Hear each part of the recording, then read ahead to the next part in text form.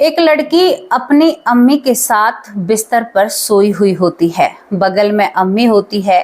घड़ी की चलने की भी रफ्तार रात के वक्त सुनाई दे रही थी और ये लड़की सोई हुई है। तभी ये बहुत जोर से चिल्लाती है।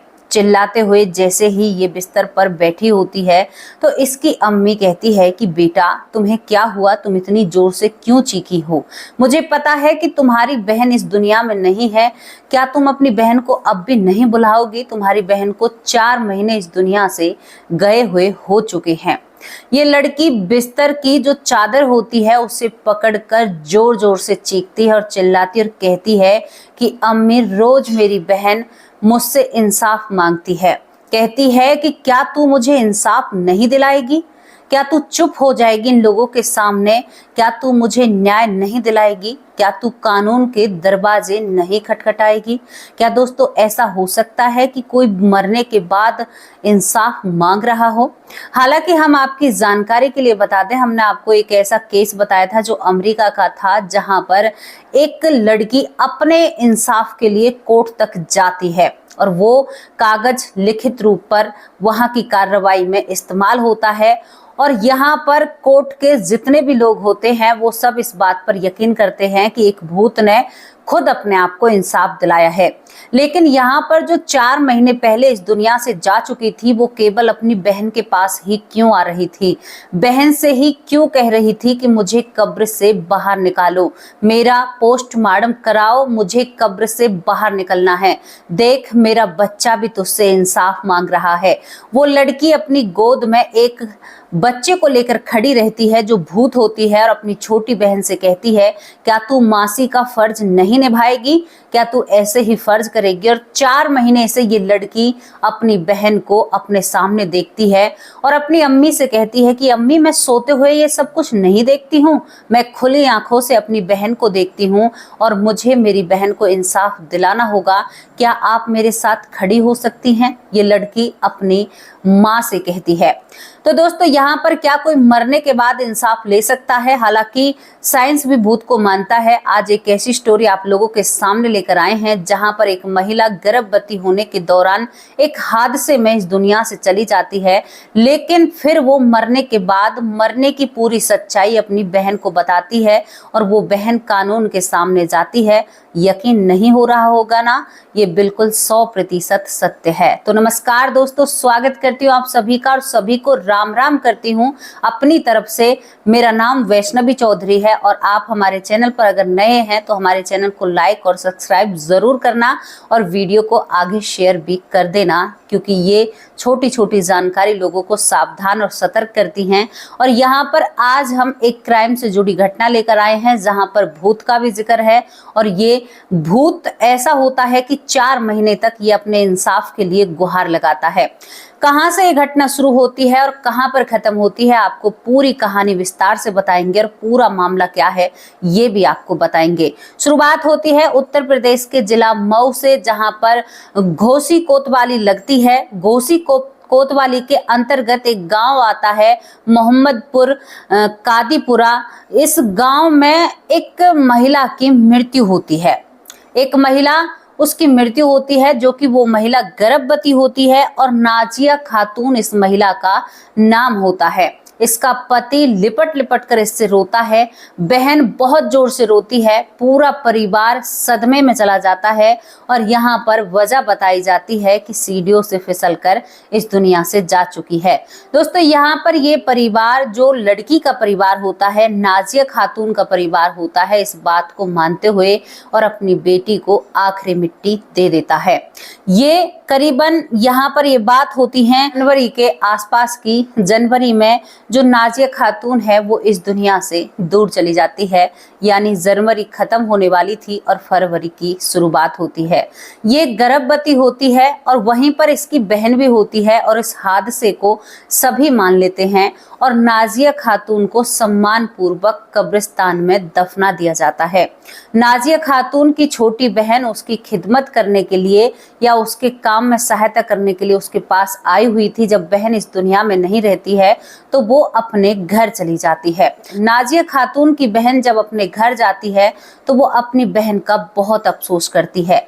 वो किसी से बात नहीं करती है, किसी से मिलना जुलना पसंद नहीं करती है और वो हमेशा अपनी बहन को याद करती रहती है, हमेशा उसके लिए आंसू बहाती है, खाना तक नहीं खाती है और वो अब किसी से डर रही थी। बहन को गए हुए करीबन 4 या 5 दिन होते हैं। उसके बाद जो नाजिया खातून की बहन होती है अपने घर जब वो रहती है, दोस्तों नाजिया खातून का जो ससुराल होता है वो मोहम्मदपुर काजीपुरा होता है और यहाँ पर नाजिया खातून के मायके का हम आपको पता नहीं देंगे। अब यहाँ पर जो बहन होती है उसे अपनी बड़ी बहन नजर आती है। बड़ी बहन एक बुरे से कपड़ों में, जिन कपड़ों में उसे दफनाया गया था, उन कपड़ों में खड़ी हुई, गोद में उस बच्चे को लेकर खड़ी हुई है जिसका शायद नाल भी नहीं कटा है। वो अपनी बहन से कहती है कि क्या तू मुझे इंसाफ नहीं दिलाएगी? क्या तू इसी तरह से चुप बैठी रहेगी? क्या तू मेरे साथ ये अन्याय होने देगी? यहाँ पर वो पड़ी पड़ी बिस्तर पर उस बहन से बात करती है तो उन बातों को यहाँ पर माँ भी सुनती है, पिता भी सुनता है और कुछ लोग होते हैं वो भी सुनते हैं। तो यहाँ पर नाजिया की छोटी बहन को बैठा किया जाता है, उठाया जाता है, कहते हैं कि तू क्या करती है रात के वक्त, तू किससे बात करती है? तो यहाँ पर नाजिया की छोटी बहन चुप पड़ जाती है। इसी तरह से धीरे धीरे नाजिया की छोटी बहन अब रात को बहुत ज्यादा हरकतें करने लगती है, दीवार पर कुछ लिखने लगती है, डरने लगती है, रोशनी में सोती है। फिर भी उसे अपनी बड़ी बहन नाजिया बच्चे को गोद में लेकर दिखाई देती है और कहती है कि क्या उस दरिंदे को तू छोड़ सकती है? क्या उस दरिंदे को तू माफ कर सकती है? क्या अपनी बहन को तू इंसाफ नहीं दिलाएगी? दोस्तों बार बार एक लड़की इतनी परेशान हो रही थी अपनी ही बहन से और अपनी बहन की जब वो बातें सुना करती नाजिया की तो यहाँ पर वो फूट फूट कर रोने लगती है। कई बार घर वाले बताते हैं कि हमने देखा अपनी बेटी को वो दीवार की तरफ मुंह कर कर और किसी से बात करती रहती है। बहुत ही एक सोचने वाली बात होती है। धीरे धीरे 4 महीने निकल जाते हैं। 4 महीने पूरे भी नहीं होते हैं। यहाँ पर जो नाजिया की बहन है वो अपनी अम्मी के साथ सोई हुई थी, क्योंकि अम्मी को था कि मेरी बेटी के ऊपर किसी चीज का साया है, लेकिन ये अभी नहीं पता था कि किस चीज का साया है। अपनी माँ के साथ सोई हुई रहती है, तभी ये बेडशीट को अपनी मुट्ठियों से पकड़ती है और बहुत जोर से चीखती है और कहती है कि अम्मी दीदी आ गई हैं, मुझे दीदी से बहुत सारी बातें करनी है। अम्मी जगी हुई बैठी रहती है, अम्मी को कहीं पर दीदी नजर नहीं आती हैं और यहाँ पर नाजिया की बहन कहती है कि दीदी तुम्हें क्या चाहिए? तो यहाँ पर कहती है कि तुम क्या चाहती हो, तुम्हारी कब्र को दोबारा खुदवाया जाए? तो यहाँ पर लग रहा था कि सामने वाली कह रही है कि मुझे इंसाफ चाहिए, मेरी कब्र को दोबारा से खुदवाओ, मेरे शरीर के साथ छेड़खानी मतलब मेरे शरीर का पोस्टमार्टम कराओ, यानी कुछ भी करो और यहाँ पर एक FIR पुलिस स्टेशन में मेरे नाम की जरूर दो। तो यहाँ पर नाजिया की छोटी बहन इन सभी बातों को सुनते हुए ऐसे ही वार्तालाप कर रही थी। अम्मी अपनी छोटी बेटी को झंझोड़ती है और कहती है कि तू क्या हमें डराना चाहती है या तू हमें पागल बना रही है? मुझे तो कोई नजर नहीं आ रहा, तो किससे बात कर रही है? तो यहाँ पर नाजिया की छोटी बहन गले मिलकर फूट फूट कर रोने लगती है और कहती है कि अम्मी तेरी बड़ी बेटी रोज मेरे सामने आती है और मैं उसी से तो बात करती हूँ। ये सुनकर अम्मी के पैरों तले जमीन खिसक जाती है कि वो तो किसी और का साया समझ रहे थे, लेकिन यहाँ पर अपनी ही बड़ी बेटी घर में आ रही थी। तो वो कहती है कि क्यों, ऐसा क्या हुआ? तो वो कहती है कि अम्मी हमारी बहन के साथ नाइंसाफी हुई है। जिसे मैं पिता समान जीजा मानती हूँ ना, वो जीजा बहुत निकम्मा और नकारा है। उसी ने अपनी बहन और माँ के साथ मिलकर हमारी नाजिया को इस दुनिया से दूर भेजा है। नाजिया मुझे सोने नहीं देती है अम्मी। नाजिया कहती है कि मुझे इंसाफ चाहिए, मुझे इंसाफ चाहिए और उस व्यक्ति को सलाखों के पीछे पहुंचाओ। ये सब कुछ वो अपनी अम्मी से कहती है। अम्मी कहती है कि तू कहना क्या चाहती है, मेरी कुछ भी समझ में नहीं आ रहा है। बेटी मुझे तू भ्रम में मत डाल, मैं बहुत ज्यादा परेशान हूँ। एक तो मेरी जबान गर्भ इकलौती बेटी इस दुनिया से जा चुकी है, ऊपर से तू इधर उधर की बातें कर रही है। नाजिया की बहन रोते हुए कहती है कि माँ, मैं इधर उधर की बातें नहीं कर रही हूँ। हमारी बहन के साथ जो हुआ है वो शायद किसी के साथ नहीं हो सकता। और अब यहाँ पर नाजिया की बहन जो सच अपने माँ और पिता के सामने रखती है, अम्मी अब्बू के सामने, माँ बाप के होश उड़ जाते हैं और वो छोटी बहन में एक तमाचा कस देते हैं।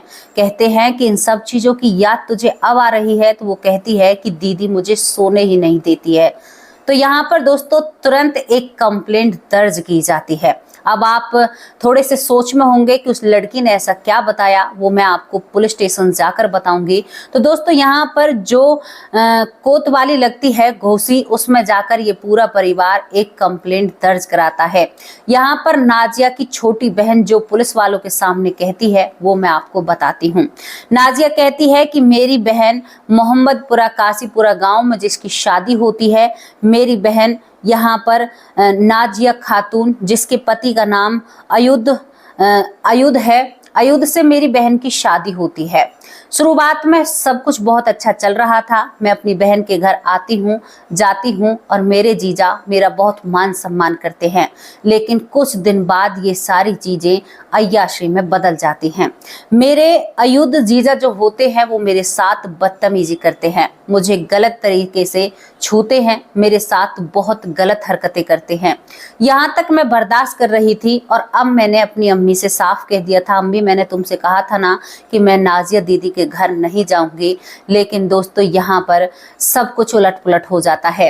एक दिन ये जीजा दवाइयों के बहाने से अपनी साली को घर बुलाता है, यानी नाजिया की छोटी बहन को दवाई के बहाने से बुलाता है और अपने साथ इसको बाहर ले जाता है, जहां पर इसने पहले से ही होटल बुक कर रखा था जो नाजिया का पति होता है। और उस होटल में यहाँ पर एक टॉर्चर तरीके से जबरदस्ती उस लड़की के साथ गलत करता है जो नाजिया की बहन होती है। अब यहाँ पर दोस्तों उसकी कुछ वीडियो भी बनाई जाती हैं। उन वीडियो के दम पर, क्योंकि पहले जो इसको छुआ करता था गलत तरीके से, उनकी फोटो खींच रखी थी, उसके बिना पर ये इसको ब्लैकमेल करता है।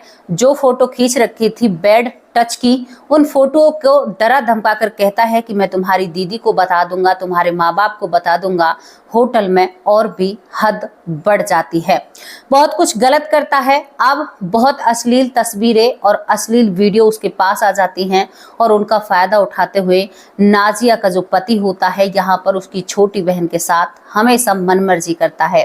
इसी बीच में जो नाजिया होती है 2025 में वो गर्भवती होती है, करीबन 6 से 7 महीने की वो गर्भवती होती है। इसी बीच में नाजिया अपने घर वालों से फोन करती है जो नाजिया खातून होती है और कहती है कि अम्मी क्या तुम छोटी को मेरे पास भेज सकती हो। तो यहाँ पर जो नाजिया की छोटी बहन है वो कहती है कि नहीं, मैं नाजिया दीदी के पास नहीं जाऊंगी, मुझे नहीं जाना।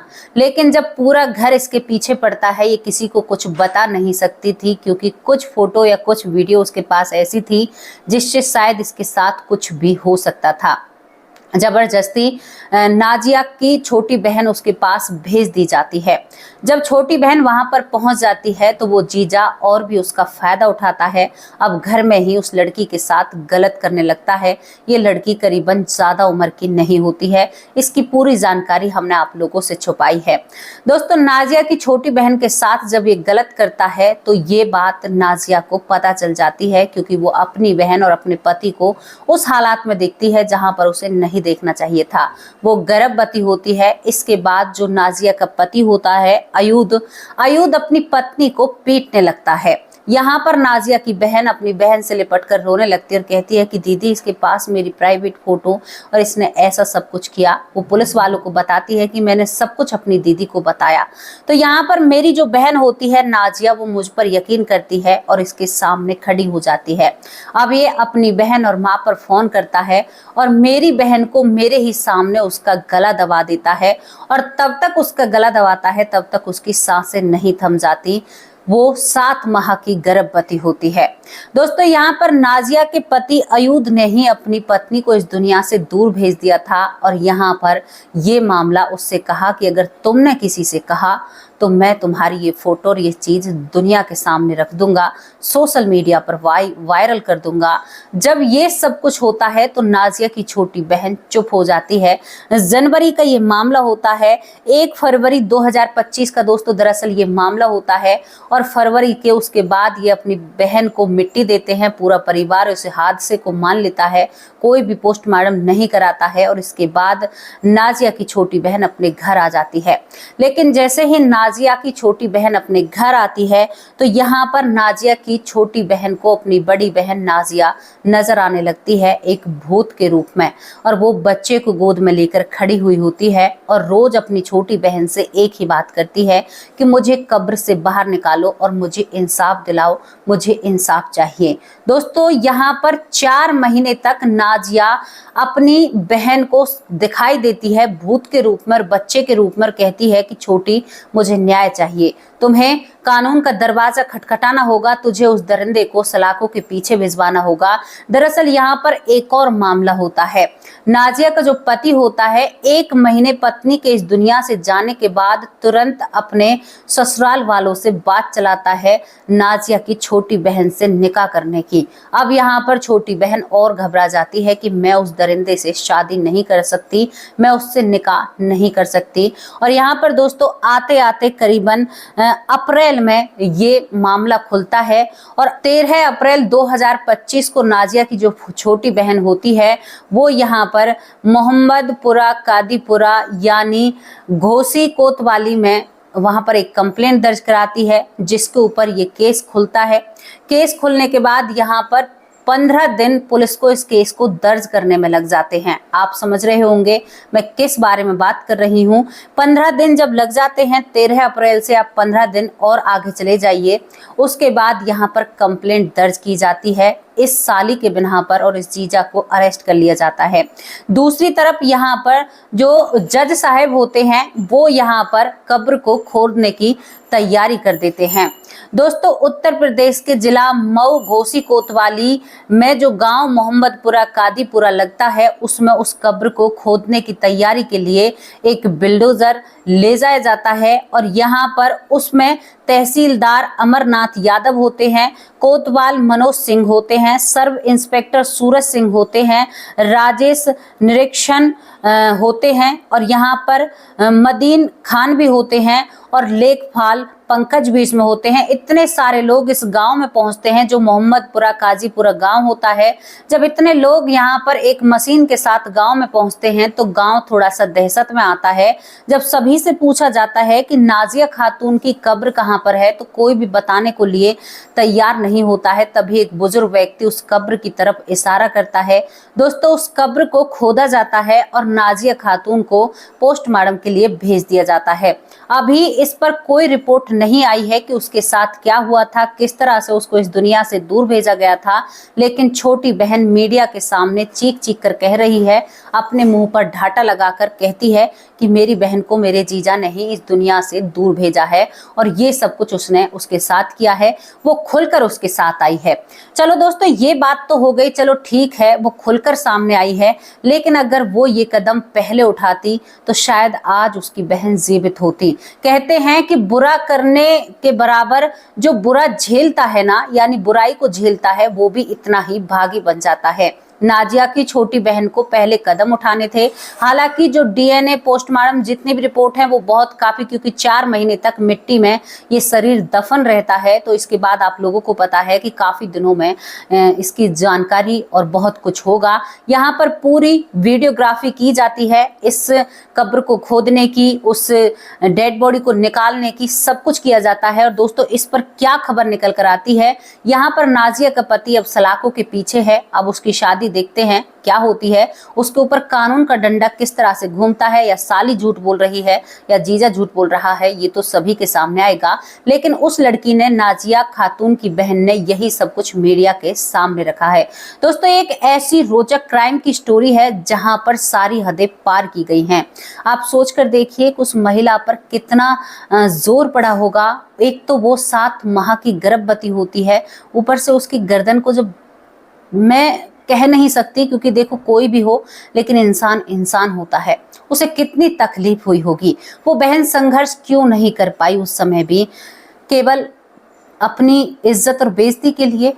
वो संघर्ष भी कर सकती थी इस बात पर, और वो उस जीजा को शायद किसी चीज से, अपनी बहन से दूर भी कर सकती थी। लेकिन यहाँ पर उसकी माँ भी होती है, उसकी बहन भी होती है उस जीजा की, यानी उसकी बहन की सास और ननद भी होती है।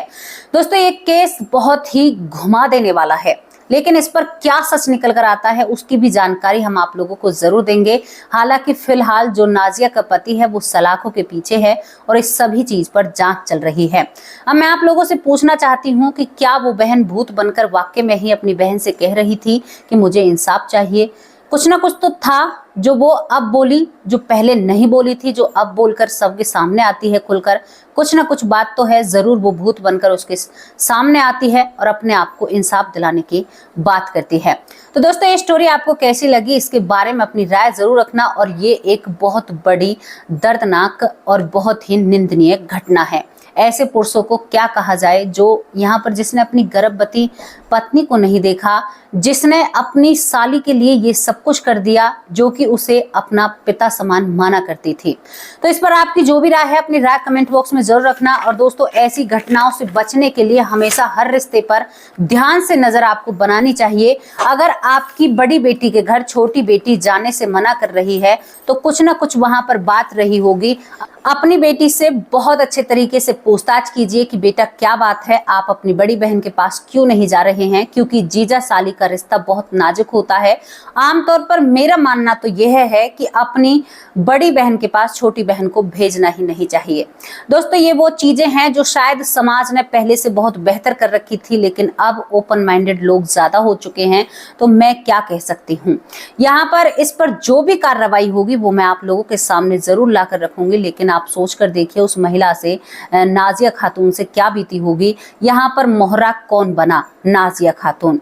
तो चलिए अब उन लोगों के नाम लेते हैं जो लोग हमें आगे बढ़ने का मौका देते हैं, हमारा साथ निभाते हैं। और मेरा परिवार है मंजू चौधरी, हमारा परिवार बढ़ रहा है। तो चलिए, पहला नाम है वंदना गुप्ता, जबालपुर MP से। बहुत बहुत धन्यवाद प्यारी बहन, कैसी हो? आशा गुप्ता, बहुत बहुत धन्यवाद। भूप सिंह भाई, कैसे हो? आपके बहुत अच्छे कमेंट होते हैं। लखविंदर सिंह भाई, बहुत बहुत धन्यवाद। सीताराम गुप्ता, कैसी हो? मीनाक्षी बहन, बहुत बहुत धन्यवाद। कांति भाई हैं ये, आज तक हम इन्हें माँ का दर्जा देते रहे क्योंकि ये हमें चाइल्ड कहते हैं, सब कुछ कहते हैं, लेकिन कोई बात नहीं, आप हमारे बड़े हो, अपने हो, अपना आशीर्वाद हमारे ऊपर बनाए रखना। कांति भाई, बहुत बहुत धन्यवाद। पुलकित, बहुत बहुत धन्यवाद। गुरुचरण सिंह, तहे दिल से शुक्रिया अदा करते हैं। नीलेश विश्वकर्मा, बहुत बहुत धन्यवाद। सोनाक्षी बहन, कैसी हो आप? अमसहा देव मालाकार, बहुत बहुत धन्यवाद। बबीता सिंह दिल्ली से, बहुत बहुत धन्यवाद। सीमा बहन जो लखनऊ से हैं, बहुत बहुत धन्यवाद प्यारी बहन। बबीता बहन, कैसी हो आप? डॉक्टर सुरेश सोनी, बहुत बहुत धन्यवाद। बेटी लाडो बिटिया रानी कहकर बुलाते हैं। और आज आपके कमेंट में एक महिला या एक लड़की ने घुसकर जो कुछ भी बोला है, क्या आप उसे जवाब देना बेहतर समझते हैं? देख लीजिए जो भी है, लेकिन मैं उन लोगों से यही कहना चाहती हूँ, ये आपकी सोच है, मेरी नहीं है। मेरा जीवन, आपका जीवन बिल्कुल अलग है। आप जो सोचोगे आप अपने जीवन में वही लाओगे, मैं जो सोचूंगी मेरे जीवन में वही आएगा। तो भाई मैं बुरा क्यों सोचूं? मैं तो हमेशा दूसरों के बारे में अच्छा और अपने बारे में भी अच्छा ही सोचती हूँ। यहाँ पर पुष्पा पांडे, बहुत बहुत धन्यवाद। RP सिंह, बहुत बहुत धन्यवाद। सुकंतला बहन, कैसी हो? सुमित्रा पौरी, बहुत बहुत धन्यवाद। शीला गौर, तहे दिल से शुक्रिया अदा करते हैं। अलका चंदेल, बहुत बहुत धन्यवाद। अनिल शर्मा, बहुत बहुत धन्यवाद। शिखा राणा, बहुत बहुत धन्यवाद। शिखा राणा, कैसी हो प्यारी बहन? संतोष कौर, बहुत बहुत धन्यवाद। रेणु देवी, तहे दिल से शुक्रिया अदा करते हैं। निखिल पांडे बहुत बहुत धन्यवाद भाई जी। शरयू बाला बहन कैसी हो, बहुत ज़्यादा आपको जानकारी है हिस्ट्री के बारे में। सुरेंद्र पाल कौर हमेशा हमारे लिए ढाल बनकर खड़ी रहती है और बहुत अच्छे कमेंट करती हैं और बहुत ही प्यारे आपके कमेंट होते हैं। मीनू मिश्रा बहन, वाओ प्यारी बहन है ये हमारी और रेगुलर कमेंट करती हैं, रोज इनके कमेंट आते हैं। मंजू चौधरी के भी हर रोज कमेंट आते हैं। महेंद्र दीक्षित भाई के भी हर रोज कमेंट आते हैं। जेपी भाई आप कहाँ पर हो, आपको बहुत याद कर रही हूँ। सीता देवी कैसी हो प्यारी बहन। बिमला दलाल बड़ी माँ के समान है। अर्चना बहन बहुत बहुत धन्यवाद। अर्चना त्यागी बहन बहुत बहुत धन्यवाद। योग माया साहू बहुत बहुत धन्यवाद। सीताराम गुप्ता ये बहुत बहुत धन्यवाद आपका। रजनी देवी तहे दिल से शुक्रिया अदा करते हैं। और उर्मिला खड़का जो बहुत प्यारी बहन है, मथुरा से हैं। सीता देवी शर्मा बहुत प्यारी बहन है, रेगुलर कमेंट करती हैं, परिवार के रिश्ते में मजबूती से हमारे साथ खड़ी हुई हैं। पूनम चांद बहुत बहुत धन्यवाद, आप भी रेगुलर कमेंट करती हैं। दूसरी बहन पूनम शर्मा है, बहुत बहुत धन्यवाद।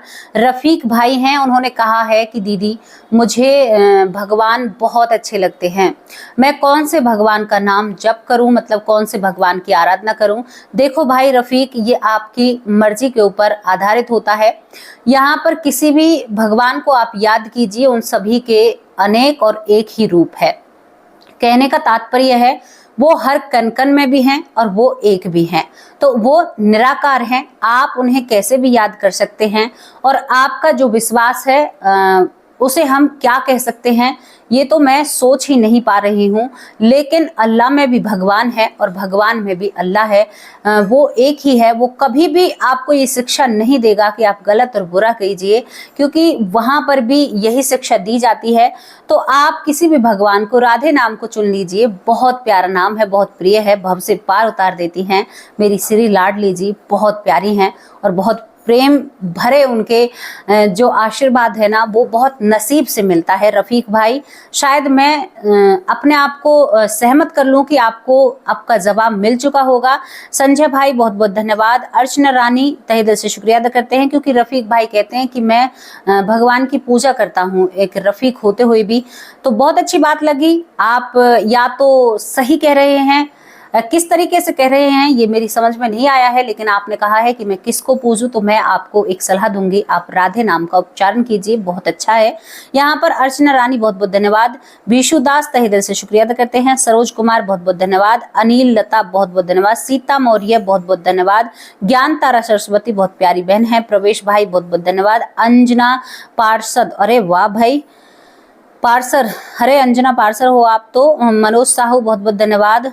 सोमवती तहे दिल से शुक्रिया अदा करते हैं। अंजना रानी बहुत बहुत धन्यवाद। प्रकाश नारायण बहुत बहुत धन्यवाद। यशवंती माँ कैसी हो आप, यहाँ पर यशवंत शुक्ला बहुत बहुत धन्यवाद। यशवंती माँ कैसे हो आप। अनिल साक्य भाई तहे दिल से शुक्रिया अदा करते हैं। कंजल सिंह, बीबी सिंह भाई बहुत बहुत धन्यवाद, आपके रेगुलर कमेंट आते हैं। दोस्तों बहुत सारे नाम रह चुके हैं, यहाँ पर ललिता बहन रह चुकी है, हमारी ऐश्वर्या बहन रह चुकी है, यहाँ पर मधु उपमन रह चुकी है जो हमारी माँ है, माँ की तरह हमें प्यार करती हैं। बहुत सारे नाम रह जाते हैं, लेकिन जितनी कोशिश करती हूँ आप सभी के नाम लेने की कोशिश करती हूँ। अब आप लोगों से विदा लेती हूँ। आज मैं क्राइम की स्टोरी लेकर आई जिसमें थोड़ी सी बात भूत की आती है, इसी वजह से, भूत की वजह से स्टोरी को हमने आप लोगों को बताया। कैसी लगी आप लोगों को स्टोरी, आप अपनी राय कमेंट बॉक्स में जरूर रखना। और अभी स्टोरी पर काम चल रहा है, यानी कानूनी कार्रवाई चल रही है। जो भी आपकी राय है अपनी राय कमेंट बॉक्स में जरूर रखना। कल फिर हाजिर होंगे एक सच्ची और अच्छी स्टोरी के साथ। तब तक के लिए नमस्कार, जय हिंद, जय भारत।